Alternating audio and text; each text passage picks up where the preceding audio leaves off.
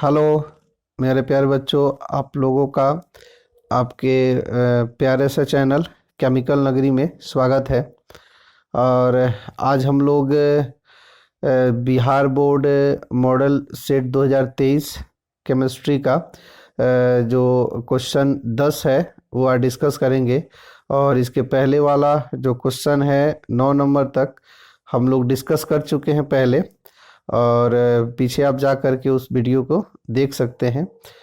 तो उसका हम लोग डीप एक्सप्लेनेशन उस वीडियो में किए हैं। ये क्वेश्चन है, विच of the followings reactions is not possible at anode. इसमें दे रहा बाबू एट एनोड, इसको अपन टिक मार्क कर लेते हैं। निम्नलिखित में कौन सी अभिक्रिया एनोड पर संभव नहीं है। इसमें एनोड पर जो है बाबू ये अपना एक मतलब पूरे ये सेंटेंस का एक इम्पोर्टेंट पार्ट है। इसमें नहीं जो दिया हुआ है, यहाँ आप लोग ध्यान दीजिएगा, अक्सर जो क्वेश्चन में देता है तो नहीं हम लोग जल्दी जल्दी में इसको छोड़ देते हैं, ठीक है। और छोड़ने के चक्कर में होता क्या है कि ये सारे क्वेश्चन आपसे गलत हो जाते हैं। तो ये ध्यान रखेंगे, क्योंकि ऑप्शन तो दिया रहता है, अगर नहीं दिया रहेगा तो बहुत ही जल्दी वो ऑप्शन आपको दिखाई देता है और आप गलती करके उसको गलती कर देते हैं। तो जानते हुए क्वेश्चन को कम से कम जरा पढ़ें, क्वेश्चन को तो मार्कर से पिन आउट करते रहे वहाँ पे, ठीक है, जब भी क्वेश्चन को पढ़े। तो चलिए हम लोग ये देखते हैं इस क्वेश्चन के बारे में कि ये क्या दिया हुआ है। तो बहुत से इसमें बाबू जो ऑप्शन है, थोड़े इसका ऑप्शन में कुछ गड़बड़ है हम आपको लास्ट में इसके बारे में बताएंगे क्या है नहीं है। तो देखते हैं। इसमें हम लोग इस साइड में ले लेते हैं और ये जो क्वेश्चन है, जैसे 10 नंबर जो है दे रहा है आपको कि एक एनोड एट एनोड के बारे में दे रहा है, ठीक है जी। तो ये एनोड जो है, एनोड पर जो संभव है रिएक्शन, कौन सा रिएक्शन, तो उसके बारे में अगर देखेंगे तो पहले हम एनोड का देख लेते हैं, एनोड्स पे कौन सा रिएक्शन होता है। तो इसके लिए एक ट्रिक है बाबू, उस ट्रिक को शायद आप लोग जानते भी हैं, जिसको लोन कहते हैं। लोन में एल का मतलब होता है लेफ्ट, ओ का मतलब होता है ऑक्सीडेशन और ए का मतलब होता है आपका एनोड, एनोड, और एन का मतलब होता है आपका नेगेटिव, ठीक है जी। अब ये जो आपका लेफ्ट, ऑक्सीडेशन, एनोड और नेगेटिव, जो ये आपका दिया हुआ है मीनिंग बाबू, कहने का मतलब है कि इलेक्ट्रोकेमिकल सेल आप पढ़े होंगे। उस इलेक्ट्रोकेमिकल सेल में दो हाफ सेल रहते हैं, एक लेफ्ट में और एक राइट में। उसमें एक जो इलेक्ट्रोड रहता है वो एमीटर से या किसी भी रेजिस्टेंस से जोड़ दिया जाता है और इसमें एक साल्ट ब्रिज ऐसे करके दिया जाता है। अब ये दो हाफ सेल है, एक राइट और एक लेफ्ट और राइट वाले। जो लेफ्ट वाला है, इस लेफ्ट में जो इलेक्ट्रोड रहता है उसको हम लोग एनोड कहते हैं, और जिस पे नेगेटिव चार्ज रहता है, ठीक है। और आपका जो लेफ्ट वाला साइड में रहता है और जो राइट में रहता है, एक्चुअली वो राइट में आपको उसको हम लोग कैथोड कहते हैं। चलो ठीक है, हमको इससे एनोड पे जो दिया हुआ है उसको हम लोग देखेंगे। तो ये आपका एनोड हो गया और ये लेफ्ट हैंड साइड में है, ठीक है। अब एक बात ध्यान रखिएगा आप लोग, जो हमने पिछले वीडियो में बताया था, जो एनोड होता है नेगेटिव चार्ज होता है। तो इलेक्ट्रोलाइटिक सेल में क्या होता है बाबू कि वहाँ पे वो एनोड जो होता है वो पॉजिटिव चार्ज होता है, ठीक है, याद रखेंगे। और यहाँ पे ये नेगेटिव चार्ज होता है। तो ये गलत नहीं है, 100% से, इसमें कोई कंफ्यूज मत होइएगा कि जो इलेक्ट्रोकेमिकल सेल में एनोड नेगेटिव और इलेक्ट्रोलाइटिक सेल में एनोड जो होता है पॉजिटिव होता है।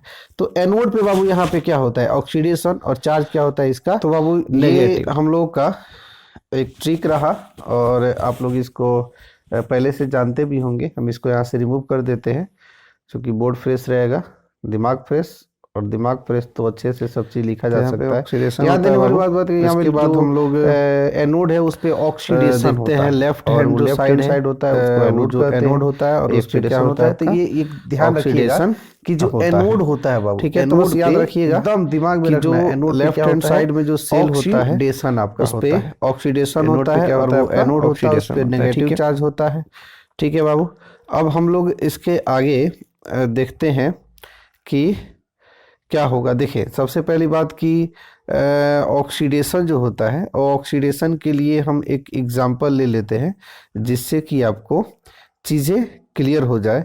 और इसमें अगर ऑक्सीडेशन अगर आपको अच्छे से पता है तो फिर इसके अंदर जितने भी कोई भी अगर इससे रिएक्शन आता है तो दिक्कत नहीं होगा। जैसे कोई भी एक अगर ले लेते हैं बाबू, जैसे ए है, एक जब भी एक इलेक्ट्रॉन लूज करेगा तो उस पर प्लस चार्ज, जैसे मान लीजिए यहाँ बी है, एक इलेक्ट्रॉन गेन करता है तो उस पर नेगेटिव चार्ज आता है। ठीक है, मतलब ए अगर लूज करेगा तो पॉजिटिव और बी अगर गेन करेगा तो नेगेटिव। जैसे दूसरा एग्जांपल अगर मैग्नीशियम है और वो ऑक्सीजन के साथ जुड़ता है, यहाँ पे नाम रखेंगे बाबू ऑक्सीडेशन। नाम से ही पता चल रहा है कि ऑक्सीजन उसमें कहीं ना कहीं ऐड हो रहा है। ठीक है, यहाँ अगर ऑक्सीडेशन स्टेट निकालेंगे तो O का -2 ये फिक्स होता है और इसका -2 तो इसका कितना हो जाएगा +2 मैग्नीशियम के ऊपर। अब देखिए कोई भी अगर सिंगल मॉलिक्यूल हो या एटम हो तो उसका ऑक्सीडेशन 0 होता है। यहाँ देखेंगे मैग्नीशियम 0 से क्या आ रहा है +2 आ रहा है। ठीक है, तो +2 आ रहा है तो बढ़ क्या रहा है, तो प्लस चार्ज बढ़ रहा है। और प्लस चार्ज किसके चलते बढ़ रहा है, तो ऑक्सीजन के जुड़ने के चलते बढ़ रहा है। इसका मतलब प्लस चार्ज बढ़ेगा तो उसको हम क्या कहेंगे, ऑक्सीडेशन। क्या कहेंगे, ऑक्सीडेशन। इसके लिए लिख लेते हैं, देखिए पॉजिटिव चार्ज अगर बढ़ता है या नेगेटिव चार्ज घटता है तो उसको हम लोग क्या कहते हैं, ऑक्सीडेशन। क्लियर है। अगर इसी के उल्टा अगर बात कर ले तो अगर पॉजिटिव चार्ज घटे, ठीक है, और नेगेटिव चार्ज बढ़े तो उसको अपन क्या कहेंगे, रिडक्शन। जस्ट उल्टा बाबू होता है। ठीक है, इसमें बहुत बड़ी कॉम्प्लेक्स वाली बात नहीं है। ऑक्सीडेशन होगा तो ध्यान रखेंगे प्लस चार्ज बढ़ेगा, नेगेटिव चार्ज घटेगा। और अगर मान लीजिए रिडक्शन होता है तो प्लस चार्ज घटेगा और नेगेटिव चार्ज आपका बढ़ेगा। ठीक है, तो ये आप थोड़ा ध्यान रखिएगा कि ऑक्सीडेशन में क्या होता है और रिडक्शन में क्या होता है। इसको हम यहाँ से हटाते हैं और जरा अपने जो ऑप्शन दिए हुआ है ऑप्शन, उस पे हम लोग थोड़ा देखते हैं कि कहाँ ऑक्सीडेशन हो रहा है। क्योंकि एनोड पे अब क्या होगा, ऑक्सीडेशन होगा, और एनोड पे ऑक्सीडेशन होगा तो प्लस चार्ज क्या होगा, बढ़ेगा और नेगेटिव चार्ज घटेगा। तो चलिए पहला ऑप्शन ए देखते हैं। क्रोमियम 2O7 2 14 हाइड्रोजन से 6 इलेक्ट्रॉन से मिलकर 2 क्रोमियम +3 और 7 H2O बन रहा है। ठीक है, उसके बाद इसमें अगर देखें बाबू तो ऑक्सीडेशन स्टेट हमको निकालने की आवश्यकता पड़ेगी। इसके अंदर अगर ऑक्सीडेशन स्टेट हम निकाल ले रहे हैं तो चीज़ें बड़ी आसान हो जाएंगी, क्योंकि आपको पता चल जाएगा कि किधर ऑक्सीडेशन हो रहा है और किधर रिडक्शन हो रहा है। ठीक है, तो हम लोग इसमें देखते हैं जरा। जैसे क्रोमियम +2O7 और आपका 2- दिया हुआ है, तो इसको निकालने के लिए हम लोग जैसे क्रोमियम 2O7 और 2- वहाँ पे चलिए थोड़ा दिक्कत होगा, हम इसको हटा देते हैं साइड से, नीचे से लेफ्ट हैंड जो ट्रिक लिखे हुए हैं। ठीक है, इसको अपन हटा दिए, ये नीचे रहने देते हैं क्योंकि इसको देखना है, देख करके क्वेश्चन को ऑब्जेक्टिव सॉल्व करना है। चलो, तो यहाँ पे क्रोमियम 2O7 और 2- अपन ले लेते हैं। ठीक है, और जब इसको हम लोग देखेंगे बाबू तो ऑक्सीडेशन निकालने का आप थोड़ा बहुत जानते भी होंगे। क्रोमियम इसमें कितने हैं, 2 है, और एक क्रोमियम जो निकालना है जिसका ऑक्सीडेशन उसको हम X मान ले रहे हैं।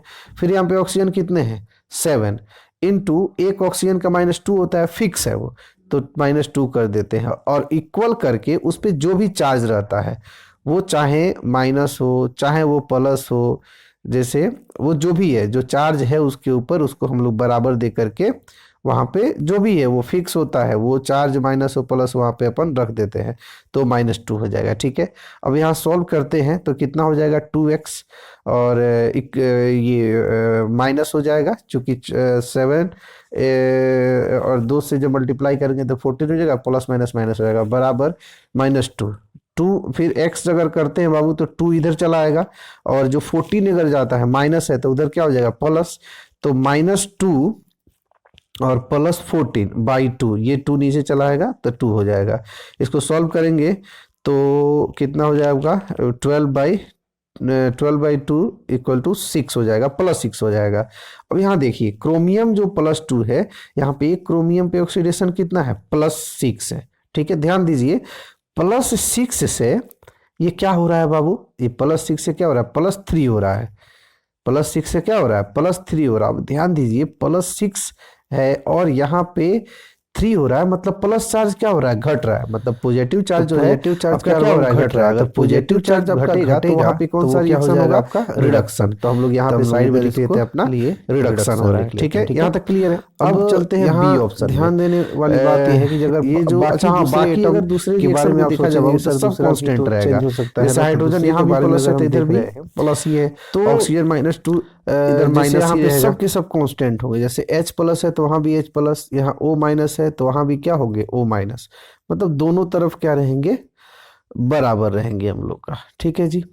तो दूसरा बात करते हैं, second B option, B option देखते हैं हम लोग में। तो बी ऑप्शन में हम लोग देखेंगे बाबू, तो कोई भी मॉलिक्यूल रहता है उसका ऑक्सीडेशन कितना होता है, 0। अब ये 0 से कितना हो रहा है, देखिए 0 से -1 हो रहा है, ठीक है। तो 0 से -1 इसका मतलब यहाँ भी नेगेटिव चार्ज जो आपका है 0 से माइनस हो रहा है, तो नेगेटिव चार्ज यहाँ भी क्या होगा, घटेगा। क्लियर है, सॉरी सॉरी, बढ़ेगा। क्या होगा, बढ़ेगा। अब जब बढ़ेगा तो यहाँ भी क्या होगा, रिडक्शन। यहाँ भी क्या होगा आपका, रिडक्शन, ठीक है। अब हम लोग देखते हैं आपका यहाँ भी रिडक्शन, यहाँ भी रिडक्शन। अब देखते हैं हम लोग सी ऑप्शन, और सी ऑप्शन में ऑक्सीजन भी कितना होगा, 0, और ये कितना हो रहा है, -2। ये कांस्टेंट होता है, इसमें कोई चेंज नहीं करना है। तो 0 से -2 हो रहा है, मतलब यहाँ भी नेगेटिव चार्ज जो है, नेगेटिव चार्ज हो वो क्या हो रहा है बाबू, यहाँ भी नेगेटिव चार्ज बढ़ रहा है, ठीक है। और नेगेटिव चार्ज अगर बढ़ेगा तो यहाँ भी क्या होगा, रिडक्शन होगा। तो हम यहाँ भी इसके लिए रिडक्शन लिख देते हैं। अब जरा देखिए ध्यान से, यहाँ पे पहला ऑप्शन में भी आपका, अच्छा अगला है नॉन ऑफ दीज। तो यही हम बोल रहे थे बाबू कि ऑप्शन में थोड़ा गड़बड़ी है इसके अंदर। आप देखेंगे ध्यान से, तो निम्नलिखित में कौन सी अभिक्रिया एनोड पर संभव नहीं है, मतलब संभव नहीं है। तो देखा जाए तो पहला भी संभव नहीं है, दूसरा भी संभव नहीं है, तीसरा भी संभव नहीं है, और ये तीनों संभव नहीं है। तो अगला जो ऑप्शन है यहाँ पे नॉन ऑफ दिस तो नहीं होना चाहिए। अगर तीनों ही संभव नहीं है तो ये ऑप्शन नॉन ऑफ दिस नहीं होना चाहिए। तो कोई गड़बड़ी है, अब जो भी हो सकता है इसके अंदर में। हाँ, अगर ये उलट देता, ये क्रोमियम जो है +3 रहता, देखिए यहाँ पे अगर क्रोमियम +3 इधर रहता और क्रोमियम +3 से ये आपका बनता, तो वहाँ तो ठीक रहता, तब हो जाता, ठीक है ना। फिर भी वहाँ पे आपको जो नहीं दिया हुआ है वो नहीं रहना चाहिए था, संभव होता तो चलो कोई ना, हो सकता है कि रिवर्स में तो भी गड़बड़ रहेगा। ये वाला चीज़ है, ठीक है। तो हम लोग दो ऑप्शन कर सकते हैं, या तो नहीं हटा दें और या तो इस ऑप्शन में से कुछ करें। तो अपन एक काम करते हैं, जैसे कि अगर नहीं हम लोग हटाते हैं, ठीक है, तो फिर नॉन ऑफ दीज हो जाएगा, संभव नहीं है तो नॉन ऑफ दीज ये सही हो जाएगा, ठीक है। लेकिन अब नहीं रहने देते हैं, ठीक है, हम इसी को हटा देते हैं और इसको ऑल ऑफ दीज कर देते हैं, ठीक है। तो all of these is the right answer, because ये सभी संभव है, इसमें ए बी सी सब के सब नहीं होंगे, सही है कि नहीं है। तो ये आपका ऑप्शन हो जाएगा ऑल ऑफ दीज, ठीक है। अगर नहीं हटाते तो फिर हम लोग का यहाँ पे ऑप्शन नॉन ऑफ दी, तो ठीक है, क्वेश्चन चेंज करने की आवश्यकता नहीं, मिसप्रिंट हो जाता है एग्जाम में, ऐसा कुछ आपके नहीं आएगा, इसके लिए आप निश्चिंत रहें। ये हो जाती है चीज़ें कभी कभी, कोई बात नहीं है। तो ठीक है, इसके आगे हम लोग बाबू अगला क्वेश्चन हम लोग 10 हो गई, 11 नंबर देख रहे हैं। ये आपका है बाबू 11 नंबर क्वेश्चन। 11 नंबर क्वेश्चन दिया हुआ, विच of the following electrolytic solution has the list specific conductance. यहाँ पे बाबू स्पेसिफिक कंडक्टेंस क्या है, इसको थोड़ा सा हम बता देंगे आपको। और हिंदी में है, निम्नलिखित में किस वैद्युत अपघट्य के विलयन का विशिष्ट चालकता सबसे कम है, विशिष्ट चालकता। तो ये विशिष्ट चालकता जो है, अब इसके बारे में देखें बाबू, तो एक फॉर्मूला होता है इक्विवेलेंट कंडक्टेंस, इक्विवेलेंट कंडक्टेंस। और ये सब नो एन जो दिया है बाबू क्या है, ये नॉर्मलिटी आपका है, ठीक है। तो अब नॉर्मलिटी जो होता है ये आप सॉल्यूशन के अंदर पढ़ते हैं, जो सॉल्यूशन में जैसे percentage by mass, percentage by volume, और वो आपका मोलारिटी, मोल फ्रैक्शन, नॉर्मेलिटी। तो यही सारी चीज़ें होते हैं उसके अंदर। परसेंटेज बाई एक और होता है परसेंटेज मास बाई वॉल्यूम भी होता है। तो नॉर्मेलिटी भी उसी के अंदर से आता है, ये कंसंट्रेशन है। आपके एनसीईआरटी में तो इसके बारे में नहीं कहा गया है नॉर्मेलिटी के बारे में, बट देता है, क्वेश्चन में देता है। और इसके लिए एक फॉर्मूला है बाबू, ये स्पेसिफिक कंडक्टेंस और इक्विवेलेंट कंडक्टेंस के लिए। तो इक्विवेलेंट कंडक्टेंस इक्वल टू होता है स्पेसिफिक कंडक्टेंस इंटू 1000 बाई सी। सी जो है बाबू यहाँ पे, सी जो है वह है, उसको कहते हैं हम कंसंट्रेशन। क्या कहते हैं? कंसंट्रेशन। अब कंसंट्रेशन होता है वो जो जो टर्म में दिया रहता है, मोलारिटी भी दे सकता है और नॉर्मलिटी भी दे सकता है, ठीक है। तो यहाँ पे जो क्वेश्चन हम लोग का नॉर्मलिटी है, तो हम लोग के लिए यहाँ पे नॉर्मलिटी ही कंफर्टेबल रहेगा लिखने के लिए। तो अभी हम क्या करते हैं कि सी को हटा के हम यहाँ पे नॉर्मलिटी आपके लिए दे देते हैं। तो कोई बात नहीं है, कंसंट्रेशन है, हम लोग दे सकते हैं। अब हम एक इन सबों का नॉर्मलिटी की कंसंट्रेशन जो नॉर्मलिटी जो दी हुई है, इसको और कंडक्टेंस के बीच अगर हम लोग को स्पेसिफिक कंडक्टेंस के बीच अगर रिलेशन निकालना है, तो हम इक्वेशन थोड़ा इनको बनाते हैं जिससे कि आसानी से चीज़ें समझ में आ जाए तीनों के बीच में। तो यहाँ पे हम लिख सकते हैं क्या बाबू, अगर नॉर्मलिटी इधर ला लें तो नॉर्मलिटी बराबर हो जाएगा स्पेसिफिक कंडक्टेंस मतलब के इंटू 1000 बाई, यहाँ पे हो जाएगा आपका इक्विवेलेंट कंडक्टेंस, ठीक है। तो यहाँ से अगर देखें तो n बढ़ेगा, उससे बेहतर एक और थोड़ा सा हम इसका इक्वेशन निकाल लें तो चीज़ें और आसान हो जाएंगी, ठीक है। तो हम लोग क्या करते हैं, k और n के बीच रिलेशन निकालना है, ठीक है। तो हम k को एक साइड कर देते हैं, तो इसके लिए इक्विवेलेंट जो कंडक्टेंस है उसको इधर कर लेते हैं। तो यहाँ लिखेंगे हम n into equivalent conductance by 1000, वो नीचे है, ऊपर है तो नीचे चला आएगा, बराबर यहाँ पे हो जाएगा स्पेसिफिक कंडक्टेंस बोले तो क्या हो गया। अब जरा सोच के देखिए, अगर नॉर्मलिटी बढ़ेगी, ठीक है ना, ये इक्विवेलेंट कंडक्टेंस जो इसको कांस्टेंट कर दिए, इधर कांस्टेंट है ये है, तो n बढ़ेगा तो आपका k भी क्या होगा, बढ़ेगा। n बढ़ेगा तो k भी आपका क्या होगा, बढ़ेगा। बहुत सिंपल है। अब यहाँ हम देखें कि अब चलते हैं थोड़ा ऑप्शन के अंदर, ठीक है। n बढ़ेगा तो k भी बढ़ेगा। अगर ऑप्शन में हम देखें तो 2n दिया है, यहाँ पे 2n मतलब n का वैल्यू क्या है, सबसे ज़्यादा है। यहाँ जो बी ऑप्शन है ये n का वैल्यू सबसे कम है, 0.002n दिया है, तो सबसे कम है। तो सबसे कम है, इसका क्या मतलब हुआ कि यहाँ सबसे कम मतलब स्पेसिफिक कंडक्टेंस सबसे इसका कम होगा। तो आपका जो ऑप्शन होगा वो बी सही होगा इन सबों को लेकर के, ठीक है। लेकिन ठीक है, ये आपका बहुत आसान है, इसमें कोई बड़ी बात नहीं है, फार्मूला से आप इस चीज़ को निकाल सकते हैं। लेकिन अगर बाय द वे फार्मूला आपको याद नहीं आता है, ठीक है, एग्जाम में आपके आ गया और आपको फार्मूला नहीं याद आता है तब फिर हम इस चीज़ों को कैसे सॉल्व करेंगे, उसके लिए आपको हम प्रैक्टिकली एक चीज़ बता देते हैं। मान लीजिए बाबू,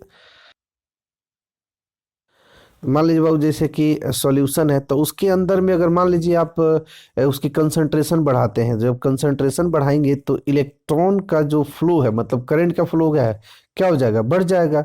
अब स्पेसिफिक कंडक्टेंस जो होता है वो है क्या, एक्चुअली पार्टिकुलर, जैसे कि एक कोई सॉल्यूशन है, उसमें इलेक्ट्रोड जो रखे हैं एक पार्टिकुलर डिस्टेंस पे रखे हैं, तो वो एक पार्टिकुलर डिस्टेंस मतलब एक निश्चित डिस्टेंस है, और उसी डिस्टेंस के अंदर में जो इलेक्ट्रॉन फ्लो होता है, जो करंट फ्लो होता है, उसी को क्या कहते हैं, स्पेसिफिक कंडक्टेंस।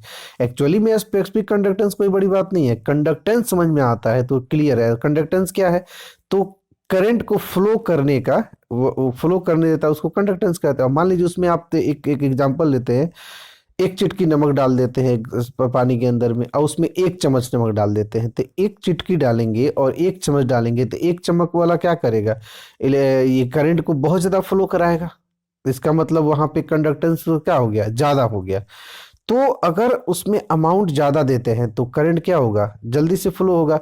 तो इस तरह से हम समझ सकते हैं कि जो स्पेसिफिक कंडक्टेंस होगा। अगर उसमें अगर हम कंडक्टेंस की मात्रा बढ़ा थी कि आयंस की मात्रा बढ़ा देते हैं तो बढ़ जाएगा। तो इस फॉर्मूला के बिना भी हम इसको सॉल्व कर सकते हैं कि सबसे लिस्ट कब होगा, जब ये कम होगा।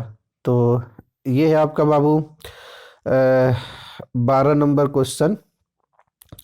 और इसमें दिया हुआ है कि फॉर रिएक्शन 2A और B द रेट ऑफ ये हाँ 2A से क्या बन रहा है आपका B बन रहा है। तो the rate of reaction would be represented by which of the following. ठीक है, हिंदी में दिया विक्रिया 2A से क्या बन रहा है आपका B बन रहा है के लिए वेग का निरूपण निम्नलिखित में किसके द्वारा होगा। सिंपल है, ये आपके 4 ऑप्शन दिए हैं। तो ये ऑप्शन छोड़िए, पहले हम लोग यहाँ पे एक रिएक्शन लिखते हैं जैसे 2A और ये B बन रहा है। ठीक है, तो इसका रेट ऑफ रिएक्शन हम लोग कैसे लिखते हैं, तो उसके लिए अपन क्या कर लेते हैं बाबू, जैसे कि इसमें सिंपल सा है 2A दिया हुआ है तो जो यहाँ पे 2 वैल्यू होता है उसको, और जो यहाँ पे आपका B है तो हम लोग क्या करेंगे यहाँ पे, जैसे कि अब बी है तो बी तो डिकम्पोज हो रहा है। डिकम्पोज मतलब हमेशा कम होगा, ये तो कम होगा। तो इसके लिए इसको हम कहते हैं मतलब रेट ऑफ डिकम्पोजिशन। अब बी का कहते हैं रेट ऑफ फॉर्मेशन। तो 1/2 और D concentration A by D T. Clear है। अब यहाँ ध्यान देने वाली बात यह है बाबू, चूंकि ये डिकम्पोज हो रहा है, टाइम के साथ क्या हो रहा है, डिकम्पोज हो रहा है समय के साथ। तो इसके लिए हम लोग यहाँ पे मतलब अगर नेगेटिव लगाते हैं, ठीक है, यहाँ पे क्या लगाते हैं, नेगेटिव। इसको देखते हैं बाबू, चूंकि फॉर्मेशन हो रहा है इसका, तो D concentration B by D T हो जाएगा। ठीक है, और ये एक रिलेशन ऐसा है बाबू, अब इस रिलेशन से आराम से आप देख लीजिए कौन सा आपका ऑप्शन सही दिया हुआ है। ए ऑप्शन देखेंगे तो 1/2 D A D concentration A by D T. B option देखेंगे तो minus D concentration B by D, तो माइनस तो होगा ही नहीं, कभी प्लस होता है। सी ऑप्शन देखेंगे तो माइनस, यहाँ बाबू ये माइनस है, ये माइनस ही है, तो -1/2 D A upon D T. I think C option सही है आपका। तो इस तरह से आपका सी आंसर चलेगा। डी में देखेंगे तो 1/2 तो हो भी नहीं करेगा यहाँ पे, तो सही है आपका आंसर कौन सा, सी है। तो इस तरह के क्वेश्चन आते हैं। अगर बाई द वे मान लीजिए आपके एग्जाम में ये तो आसान से हैं, अगर कुछ थोड़े कॉम्प्लेक्स आ जाते हैं, जैसे मान लीजिए हमने लिख लिए 2A प्लस 3B और ये बनाता है मान लीजिए 4C, तो इसका हम कैसे रेट ऑफ रिएक्शन लिखते हैं, तो सिंपल है 1/2 डी और माइनस कर देंगे चूंकि डिकम्पोज हो रहा है, तो D concentration A by D T, फिर से हम बराबर कर देंगे 1/3, यहाँ भी डिकम्पोज हो रहा है तो इसके लिए भी क्या करेंगे, माइनस लगा देंगे और डी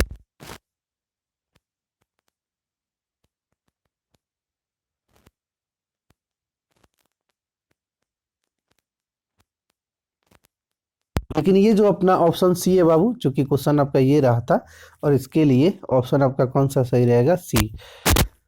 अब हम लोग बाबू अगले क्वेश्चन 13 नंबर की तरफ चलते हैं। और 13 में दिया है the rate constant of the reaction depend upon which of the followings.